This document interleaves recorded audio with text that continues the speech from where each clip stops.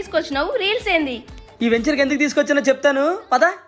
అసలు ఈ వెంచర్ ఏంటో తెలుసా? GMR hills, Kachavani, Singaram newly construction independent houses, RERA approval ఉంది, హెచ్ఎండిఏ లేఅవుట్ ఇది. ఈ లేఅవుట్ లో 127, 138, 145 స్క్వేర్ యార్డ్స్ లో ఇండిపెండెంట్ హౌస్ కట్టి ఎంతకు సేల్ చేస్తున్నారు తెలుసా?